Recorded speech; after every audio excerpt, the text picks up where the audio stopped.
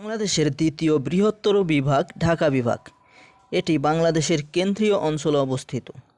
বিভাগটি মোট ১৩টি জেলা, ৪টি সিটি কর্পোরেশন ও ১২৩টি উপজেলা নিয়ে গঠিত। বিভাগীয় অঞ্চলের মোট আয়তন ২০,৫৩৯ বর্গ কিলোমিটার।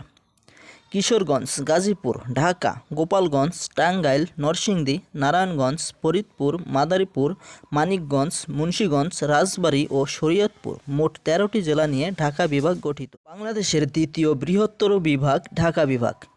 এটি বাংলাদেশের কেন্দ্রীয় অঞ্চলে অবস্থিত।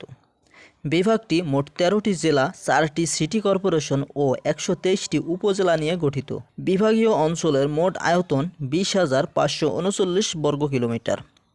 কিশোরগঞ্জ, গাজীপুর, ঢাকা, গোপালগঞ্জ, টাঙ্গাইল, নরসিংদী, নারায়ণগঞ্জ, ফরিদপুর, মাদারীপুর, মানিকগঞ্জ, মুন্সিগঞ্জ, রাজবাড়ী ও শরীয়তপুর মোট ১৩টি জেলা নিয়ে ঢাকা